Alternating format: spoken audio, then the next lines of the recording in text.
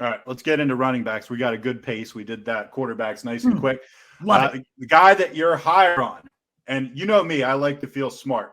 I felt pretty smart after I went on the show last time we went on and said that Cordarrelle Patterson was criminally underrated on your list. And to your credit, you actually agreed with me. You had him like 28, and I think by the time we got off the air, you bumped him like 5 or 6 spots. He went nuts last week. He's the RB3. He's a PPR RB3. You've got him as your RB14 this week, 7 spots above the experts. Again, you also like Damien Harris as your RB16 at Houston, 4 spots above the experts. And what's crazy now is what you brought up Patterson last week. I brought him up as the higher last week at RB28. I was like plus 13. And I said it was way too low. You're like, you're still not high enough. I bumped him up to like RB15 or so at that point, and I still wasn't high enough, and I'm probably not high enough again. It seems like his floor is like 15.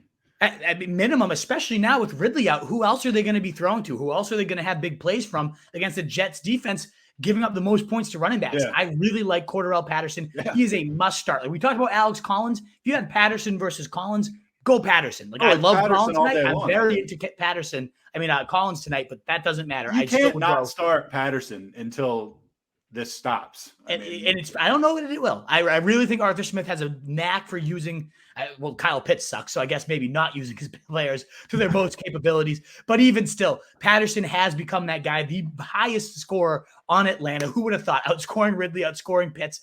That's Patterson. He's locked into my lineups. And then Damien Harris, running back 16 plus 4 ECR, as you said. Love him also at 5,500 on DraftKings.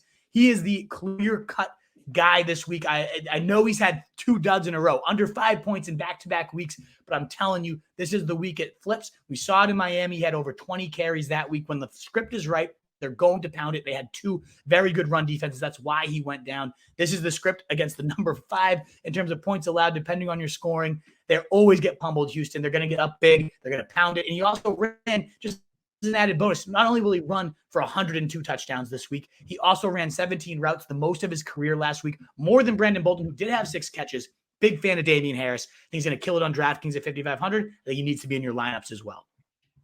Kamara, this is the guy you're lower on with good reason. You got him as your RB8 at Washington. That's 6 below the experts. The experts have him at 2. That just seems insane to me.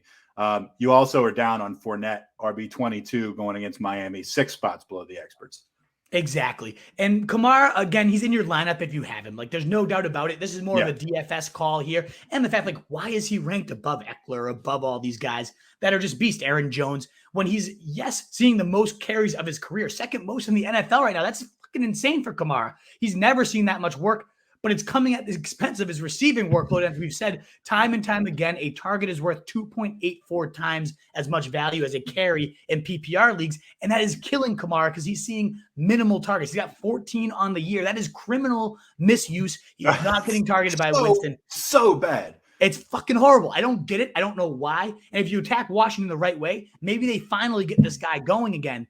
But I am lower on him compared to this ECR spot. And then as we mentioned with Fournette, the fact that Gio Bernard's back, he's going to take right back into that third down role. And yet maybe Fournette, they're pounding this team late. He could break a couple big ones. Miami is not a good run D, so it's a little bit risky running back lowers here. There just wasn't too many I didn't like this week. So those were the guys I went with. All right, he's a great one not to like at 2.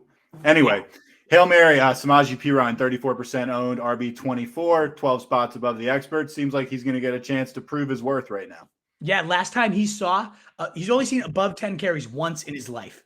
13 carries, he went for 94 yards, 2 scores, also hauled in 4 catches for 40 yards. The guy has that type of upside in him, and you think he's a classic plotter, and he is pretty much, but he did have that type of day. It was against Houston. It was a horrible run D. I get all that. But Green Bay is 27th against the run right now, DVOA, one of the worst teams last year that's carried over to this year. Perine does have that matchup, probably the projected usage. I think he finds the end zone and is a great guy at only 30% owned. If you'd missed on Collins, and again, Collins above him for sure tonight, get Collins in. If you have Collins over Perine right now, I'm doing that. I have them both on my team, and I'm going Collins. But still, Perine, if you missed out, a solid option as well. Stash and C, Rhamondre Stevenson, 12% owned, who I actually picked up off waivers when I dropped James White.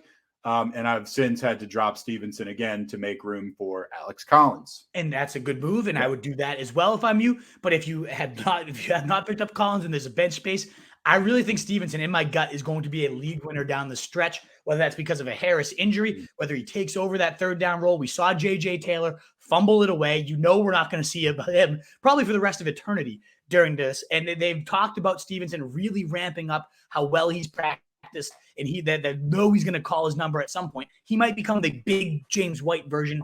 That was a 18% target share before White went down. It was third most in the league at the time. That could become Stevenson. Maybe he takes over for Harris at some point if Harris gets hurt. Either way, I want to own this. I want him on my teams. I want him on my teams, especially against Houston. Maybe they give him some mop-up duty and he gets rolling here. I like it. All right, let's talk about must-watches. Damian Williams is the Week 5 waiver pickup of the week, going to deliver quality RB2-ish numbers. Also, Eli Mitchell, another injured player on my fantasy squad. Is he going to return? Is he going to regain control if he returns? And then you got the Kenneth Gainwell and Miles Sanders saga in Philly. Exactly. Can't wait to see what Damien Williams done. Every time he's got work, he's been a top 24 running back. In fact, most often was top 12. That wasn't the Chiefs offense for a lot of that. So that, of course, is a big difference going from the Chiefs to the Bears right now. But the guy should see about 15 to 20 touches. Look forward to seeing it. Eli Mitchell was so explosive that week 1.